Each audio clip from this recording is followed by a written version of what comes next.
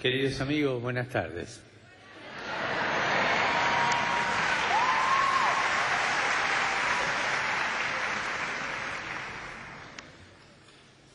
Yo escribí esto en base a las preguntas que me llegaron, que no son todas las que hicieron ustedes. Así que lo que falta lo iré completando en la medida que voy hablando.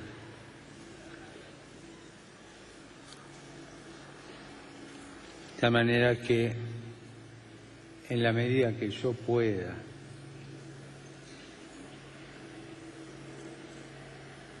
logré dar mi opinión sobre las reflexiones de ustedes.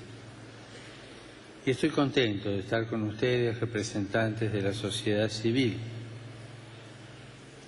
para compartir esos sueños, ilusiones de un futuro mejor y problemas. Agradezco a Monseñor Adalberto Martínez Flores, secretario de la Conferencia Episcopal del Paraguay, esas palabras de bienvenida que me ha dirigido en nombre de todos. Y agradezco a las 6 personas que han hablado.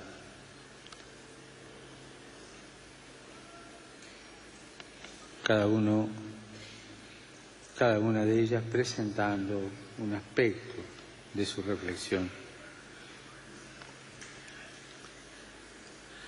Verlos a todos, uno proveniente de un sector, de una organización, de esta sociedad paraguaya, con sus alegrías, preocupaciones, luchas y búsquedas, me lleva a hacer una acción de gracias a Dios. O sea, parece que Paraguay no está muerto. Gracias a Dios.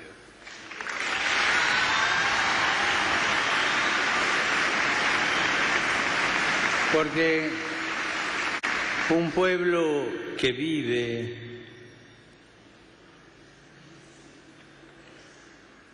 un pueblo que no mantiene vivas sus preocupaciones, un pueblo que vive en la inercia de la aceptación pasiva, es un pueblo muerto.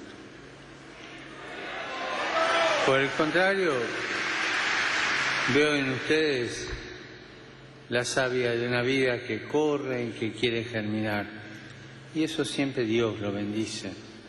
Dios siempre está a favor de todo lo que ayude a levantar, mejorar la vida de sus hijos. Hay cosas que están mal, sí. Hay situaciones injustas, sí. Pero verlos y sentirlos me ayuda a renovar la esperanza en el Señor, que sigue actuando en medio de su gente.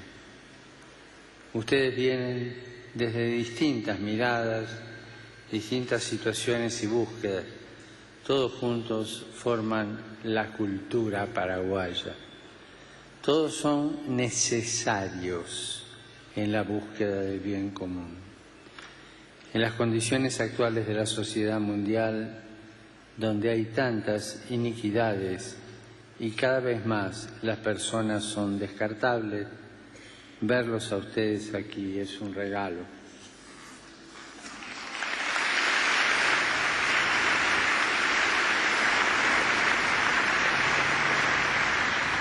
Es un regalo porque en las personas que han hablado vi la voluntad por el bien de la patria. Con relación a la primera pregunta, me gustó escuchar en la boca de un joven la preocupación por hacer que la sociedad sea un ámbito de fraternidad, de justicia, de paz y dignidad para todos. La juventud es tiempo de grandes ideales. A mí me viene decir muchas veces que me da tristeza ver un joven jubilado.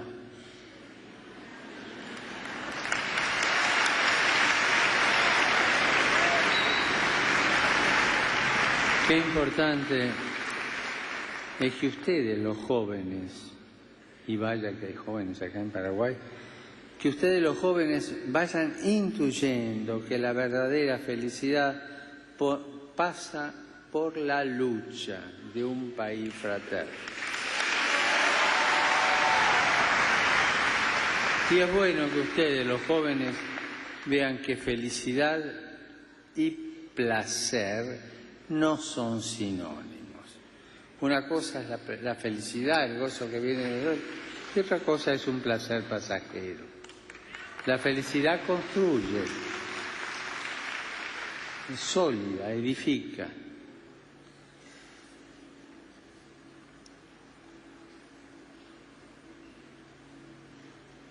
La felicidad exige compromiso y entrega. Son muy valiosos y por eso el compromiso, la entrega, son muy valiosos y no son como para andar por la vida como anestesiados. Paraguay tiene abundante población joven y es una gran riqueza. Por eso pienso que lo primero que se ha de hacer es evitar que esa fuerza se apague, esa luz que hay en sus corazones desaparezca y contrarrestar la creciente mentalidad que considera inútil y absurdo aspirar a cosas que valen la pena. No, que no te metas, no, eso no se arregla más. Esa mentalidad que pretende ir más adelante es considerada como absurda. A jugársela por algo, a jugársela por alguien. Esa es la vocación de la juventud. Y no tengan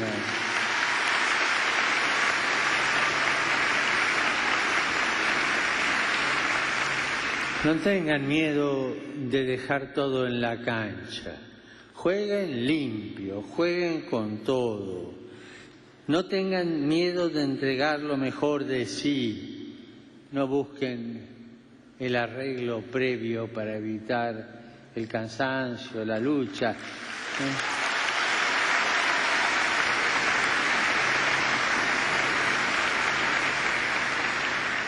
No coimeen al referee. Eso sí, esta lucha no la hagan solos, busquen charlar, aprovechen a escuchar la vida, las historias, los cuentos de sus mayores y de sus abuelos, que hay sabiduría allí. Pierdan mucho tiempo en escuchar todo lo bueno que tienen para enseñarles. Ellos son los custodios de ese patrimonio espiritual de fe y valores que definen a un pueblo y alumbran el camino. Encuentren también consuelo en la fuerza de la oración, en Jesús, en su presencia cotidiana y constante. Él no defrauda. Jesús invita a través de la memoria de su pueblo. Es el secreto para que su corazón, el de ustedes, se mantenga siempre alegre en la busca de fraternidad, de justicia, de paz y dignidad para todos. Que esto puede ser un peligro. Sí, yo quiero fraternidad, justicia, paz, dignidad, pero puede convertirse en un nominalismo, pura palabra. No, la fraternidad, la justicia, la paz y la dignidad son concretas. Si no, no sirven. Son de todos los días, se hacen todos los días.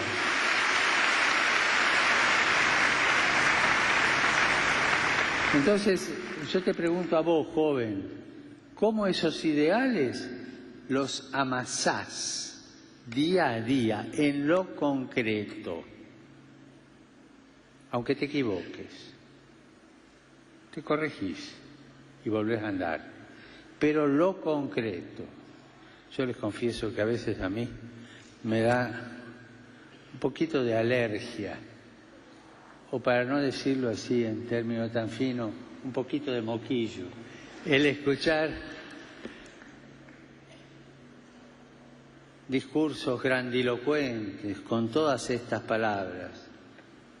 Y cuando uno conoce a la persona que habla, dice, ¡qué mentiroso que sos!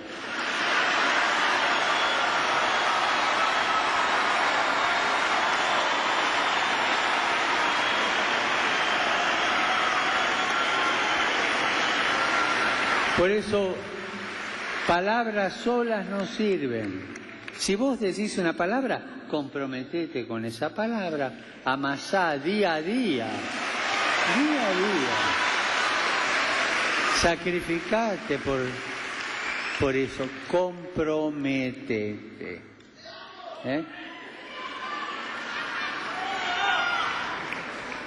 Me gustó la poesía de Carlos Miguel Jiménez que Monseñor Adalberto ha citado.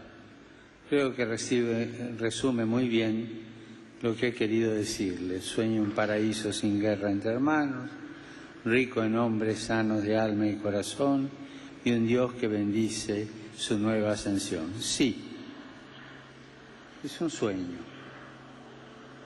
Y hay dos garantías.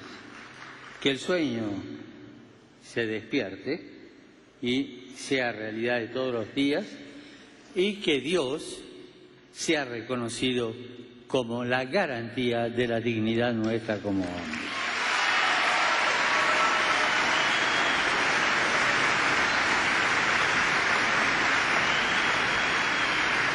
La segunda pregunta se refirió al diálogo como medio para forjar un proyecto de nación que incluya a todos.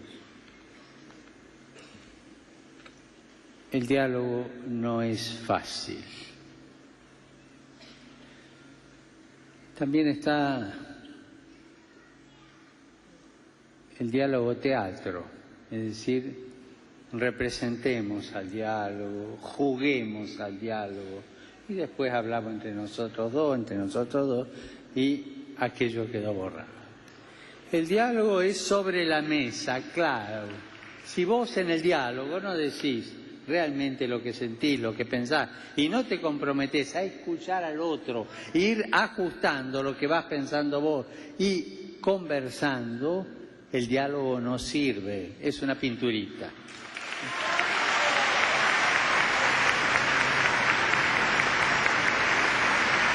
Ahora, también es verdad que el diálogo no es fácil.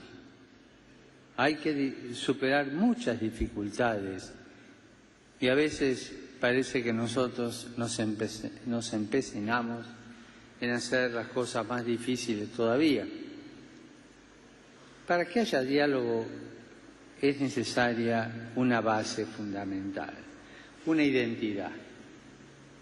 ¿Cierto? Por ejemplo, yo pienso en el diálogo nuestro, el diálogo interreligioso, ¿no? Donde representantes de las diversas religiones hablamos, ¿no? Nos reunimos a veces para hablar y los puntos de vista. Pero cada uno habla desde su identidad.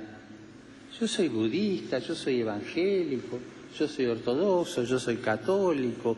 No sé, cada uno dice, pero su identidad, no negocia su identidad. O sea, para que haya diálogo es necesaria esa base fundamental. ¿Y cuál es la identidad en un país? Estamos hablando del diálogo social acá. El amor a la patria. La patria primero, después mi negocio. La patria primero.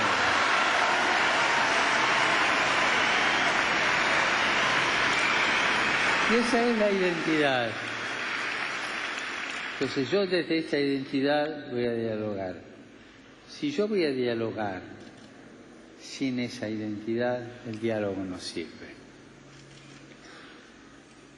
Además, el diálogo presupone y nos exige buscar esa cultura del encuentro.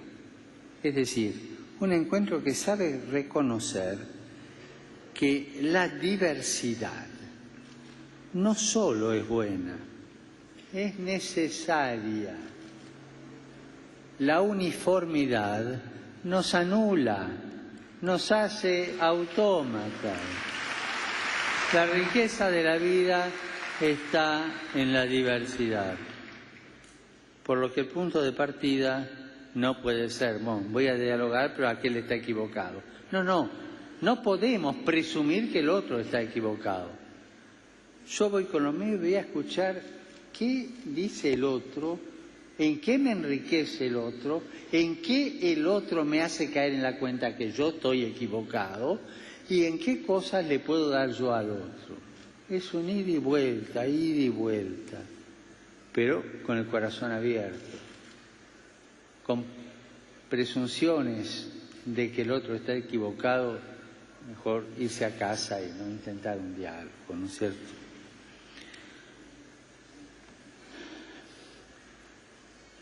El diálogo es para el bien común, y el bien común se busca desde nuestras diferencias, dándole posibilidad siempre a nuevas alternativas. Es decir, busca algo nuevo. Siempre, cuando hay verdadero diálogo, se termina en un, permítame la palabra, pero la digo noblemente, en un acuerdo nuevo, donde todos nos pusimos de acuerdo en algo. Hay diferencias, quedan a un costado en la reserva, pero en ese punto en que nos pusimos de acuerdo, o en esos puntos en que nos pusimos de acuerdo, nos comprometemos y los defendemos. Es un paso adelante. Esa es la cultura del encuentro.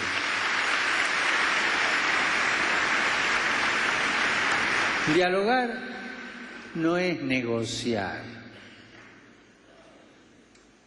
Negociar es procurar sacar la propia tajada. A ver cómo saco la mía, no dialogues, no pierdas tiempo. Si vas con esa intención, no pierdas tiempo. Es buscar el bien común para todos. Discutir juntos, pensar una mejor solución para todos. Muchas veces esta cultura del encuentro se ve envuelta en el conflicto. Es decir, vimos un ballet precioso recién. Todo estaba coordinado y una orquesta que era una verdadera sinfonía de acordes. Todo estaba perfecto, todo andaba bien. Pero en el diálogo no siempre es así, no todo es un ballet perfecto o una orquesta coordinada. En el diálogo se da el conflicto. Y es lógico y esperable, porque si yo pienso de una manera y vos de otra y vamos andando, se va a crear un conflicto. No le tenemos que temer, no tenemos que ignorar el conflicto. Por el contrario, somos invitados a asumir el conflicto. Si no asumimos el conflicto, uno de cabeza que vaya con su idea a su casa, yo me quedo con la mía, no podemos dialogar nunca. Y esto significa aceptar sufrir el conflicto, resolverlo y transformarlo en un eslabón de un nuevo proceso. O sea, vamos a dialogar, hay conflicto, lo asumo, lo resuelvo y es un eslabón de un nuevo proceso. Hay un principio que nos tiene que ayudar mucho. La unidad es superior al conflicto. El conflicto existe, hay que asumirlo, hay que procurar resolverlo hasta donde se pueda, pero con miras a lograr una unidad que no es uniformidad, sino que es unidad en la diversidad. Una unidad que no rompe las diferencias, sino que las vive en comunión por medio de la solidaridad y la comprensión. Al tratar de entender las razones del otro, Al tratar de escuchar su experiencia, sus anhelos, podemos ver que en gran parte son aspiraciones comunes. Y esta es la base del encuentro. Todos somos hermanos, hijos de un mismo Padre, de un Padre celestial, y cada uno con su cultura, su lengua, sus tradiciones, tiene mucho que aportar a la comunidad. Ahora, ¿yo estoy dispuesto a recibir eso? Si estoy dispuesto a recibir y a dialogar con eso, entonces sí me siento a dialogar.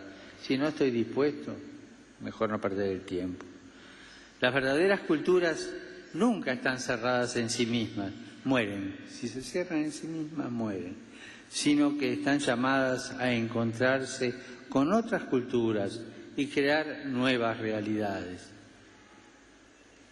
Cuando estudiamos historia, encontramos culturas milenarias que ya no están más, han muerto, por muchas razones, pero una de ellas es haberse cerrado en sí misma.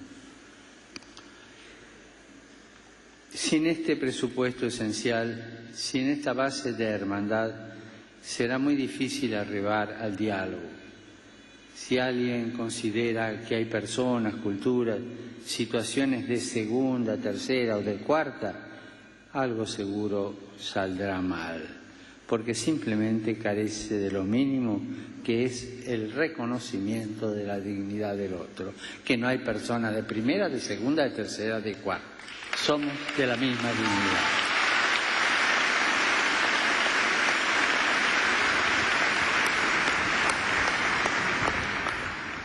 Y esto me da pie para responder a la inquietud manifestada en la tercera pregunta. Acoger el clamor de los pobres para construir una sociedad más inclusiva. Es curioso, el egoísta se excluye. Nosotros queremos incluir.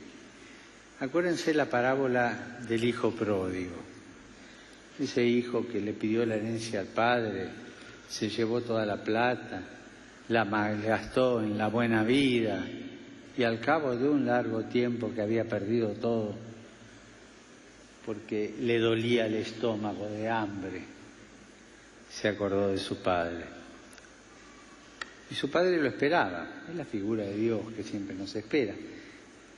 Y cuando lo ve venir lo abraza y hace fiesta.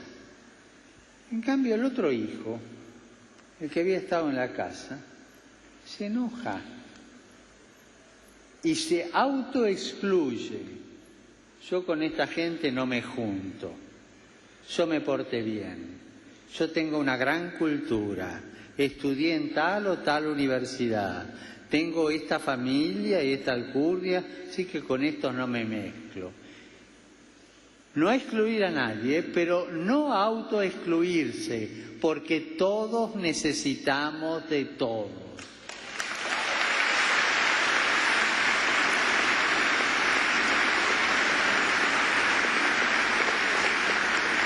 También un aspecto fundamental para promover a los pobres está en el modo en que los vemos. No sirve una mirada ideológica que termina usando a los pobres al servicio de otros intereses políticos y personales.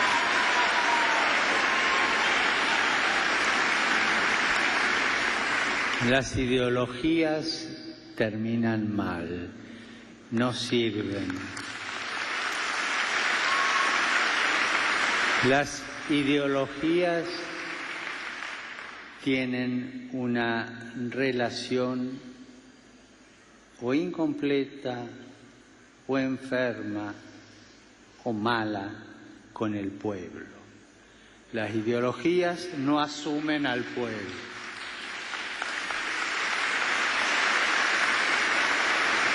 Por eso, fíjense en el siglo pasado,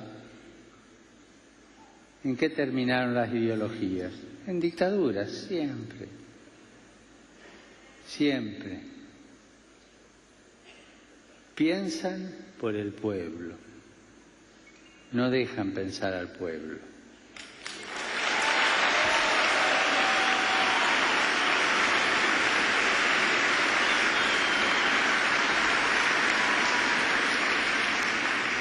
O como decía aquel agudo crítico de la ideología, cuando le dijeron, sí, pero esta gente tiene buena voluntad y quiere hacer cosas por el pueblo. Sí, sí, sí, todo por el pueblo, pero nada con el pueblo.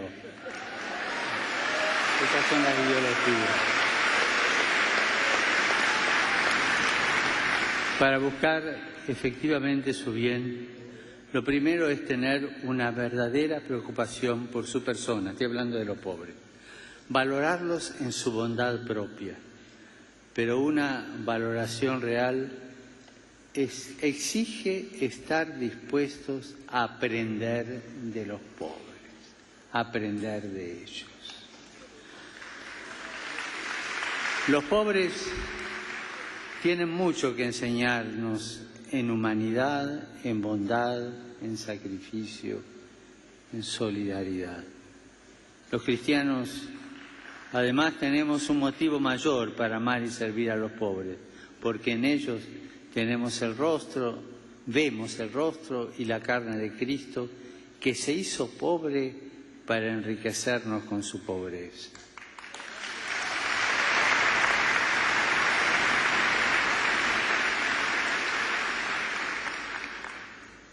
Los pobres son la carne de Cristo.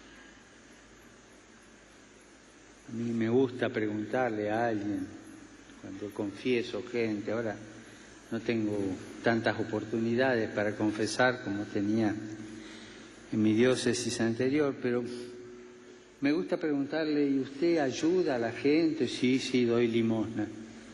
Ay, dígame, cuando da limosna, ¿le toca la mano al que da limosna? ¿O tira la moneda y hace así? Son actitudes. Cuando usted da esa limosna, ¿lo mira a los ojos o mira para otro lado? Eso es despreciar al pobre. Son los pobres. Pensemos bien. No. Es uno como yo, y si está pasando un mal momento, por miles de razones, económicas, políticas, sociales o personales, yo podría estar en ese lugar y podría estar deseando que alguien me ayude.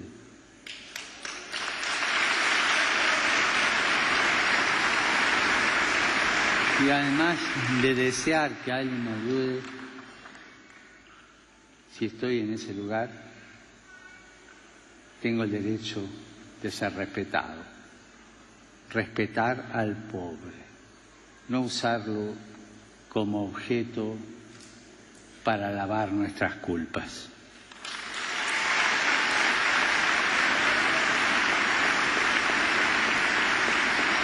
Aprender de los pobres, con lo que dije, con las cosas que tienen, con los valores que tienen. Y los cristianos tenemos ese motivo, que son la carne de Jesús. Ciertamente es muy necesario para un país el crecimiento económico y la creación de riqueza, y que ésta llegue a todos los ciudadanos sin que nadie quede excluido. Eso es necesario. La creación de esta riqueza debe estar siempre en función del bien común de todos y no de unos pocos.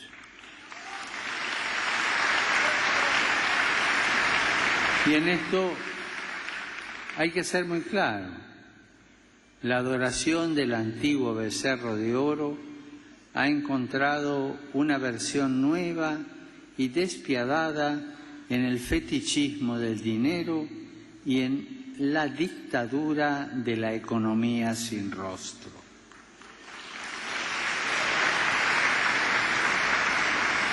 Las personas cuya vocación es ayudar al desarrollo económico tienen la tarea de velar para que éste siempre tenga rostro humano. El desarrollo económico tiene que tener rostro humano, no a la economía sin rostro. Y en sus manos está la posibilidad de ofrecer un trabajo a muchas personas y dar así una esperanza a tantas familias. Traer el pan a casa, ofrecer a los hijos un techo, ofrecer salud y educación son aspectos esenciales de la dignidad humana. Y los empresarios, los políticos, los economistas deben dejarse interpelar por ellos. Les pido que no cedan a un modelo económico idolátrico que necesita sacrificar vidas humanas en el altar del dinero y de la rentabilidad.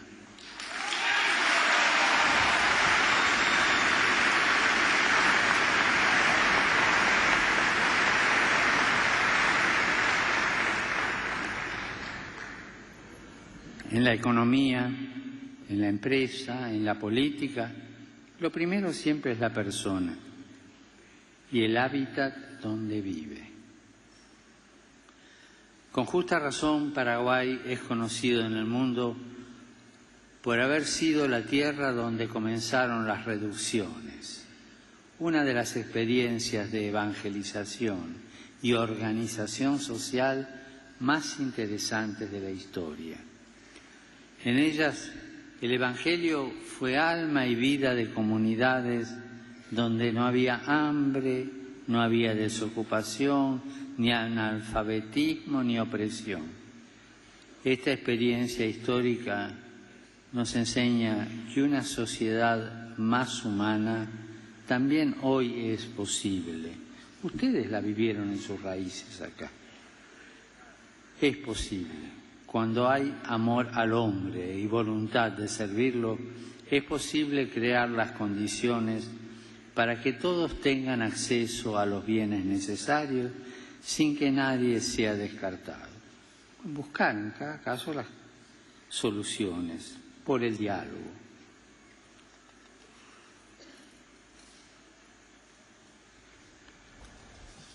Yo estoy por terminar en lo que tenía escrito, pero no quiero que se me quede nada de lo que me han preguntado, ¿no? Bueno, en la cuarta pregunta he respondido con esto de una economía toda en función de la persona y no en función del dinero, ¿no? Y hablaban de la poca efectividad, la señora, la empresaria, hablaba de la poca efectividad de ciertos caminos. Mencionaba uno que yo había mencionado en la Evangelii Gaudium, que es el populismo irresponsable, ¿no es cierto? Y parecen que no dan efecto, ¿no? Que hay tantas teorías, ¿no? ¿Cómo hacerlo? Creo que con esto que digo de una economía con rostro humano, está la inspiración para responder a esa pregunta. En la quinta cultura creo que habría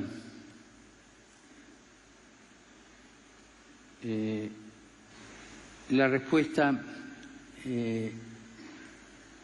está dada a lo largo de lo que dije cuando hablé de las culturas. O sea, hay una cultura ilustrada, que es cultura y es buena, hay que respetarla, ¿cierto? Hoy, por ejemplo, en una parte del ballet se tocó música de una cultura ilustrada y es buena. Pero hay otra cultura que tiene el mismo valor, que es la cultura de los pueblos originarios, de las diversas etnias, una cultura que me atrevería a llamarla, pero en el buen sentido, una cultura popular. Los pueblos tienen su cultura y hacen su cultura. Es importante ese trabajo por la cultura en el sentido más amplio de la palabra. No es cultura solamente haber estudiado o poder gozar de un concierto o leer un libro interesante, sino también es cultura mil cosas. Hablaban del tejido de Ñandutí, por ejemplo, eso es cultura. Y es cultura nacida del pueblo. Por poner un ejemplo, ¿cierto?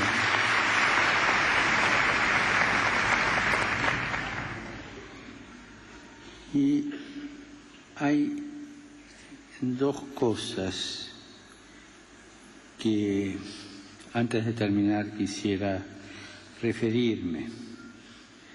Y en esto, como hay políticos aquí presentes, incluso está el presidente de la República, lo digo fraternalmente, ¿no? Alguien me dijo, mire, fulano de tal está secuestrado por el ejército, haga algo, ¿no?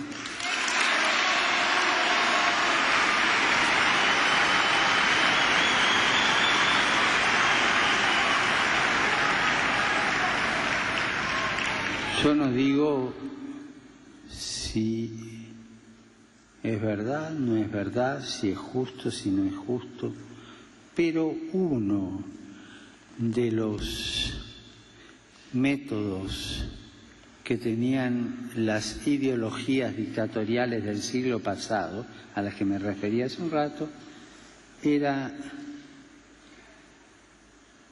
apartar a la gente, o con el exilio, o con la prisión, o en el caso de los campos de exterminio, nazis o stalinistas, la apartaban con la muerte, ¿no? Para que haya una verdadera cultura en un pueblo, una cultura política y del bien común, rápido, juicios claros, juicios nítidos.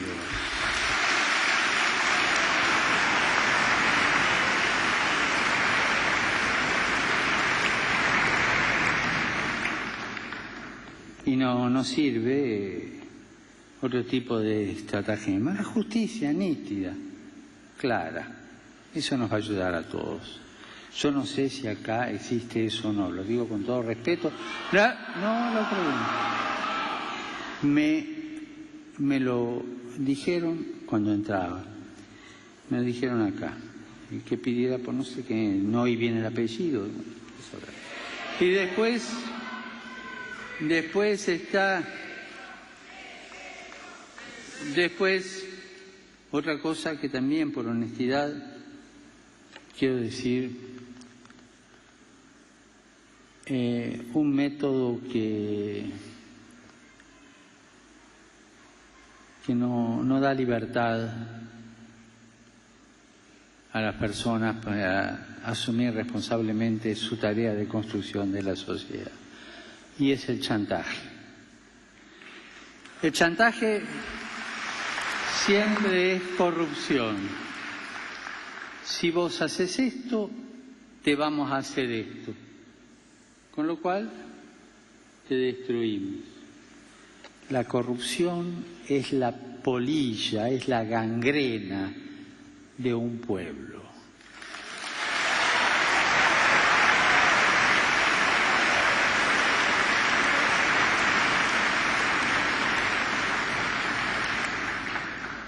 Por ejemplo, ningún político puede cumplir su rol, su trabajo, si está chantajeado por actitudes de corrupción.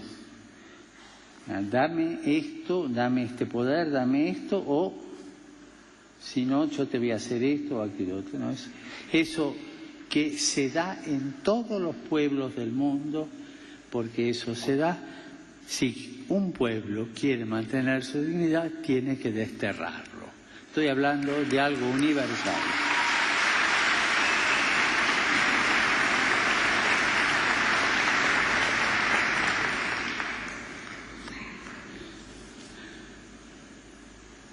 Y termino. Para mí es una gran alegría ver la cantidad y variedad de asociaciones que están comprometidas en la construcción de un Paraguay cada vez mejor y próspero. Pero si no dialogan no sirve para nada.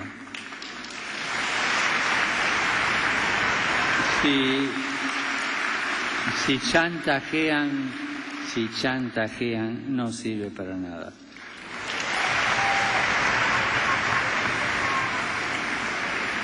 Esta multitud de grupos y personas son como una sinfonía, cada uno con su peculiaridad y su riqueza propia, pero buscando la armonía final, la armonía, y eso es lo que cuenta. Y no le tengan miedo al conflicto, pero háblenlo y busquen caminos de resolución. Amen a su patria, a sus conciudadanos y sobre todo amen a los más pobres. Así serán ante el mundo un testimonio de que otro modelo de desarrollo es posible. Estoy convencido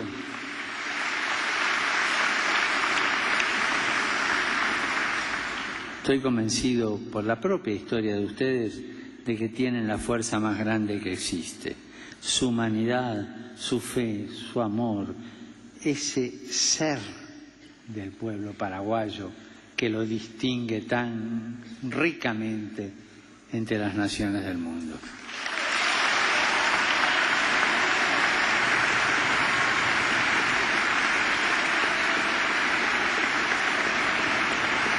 Y pido a la Virgen de Cacupé, nuestra Madre, que los cuide, que los proteja, que los aliente en sus esfuerzos. Que Dios los bendiga y recen por mí. Gracias.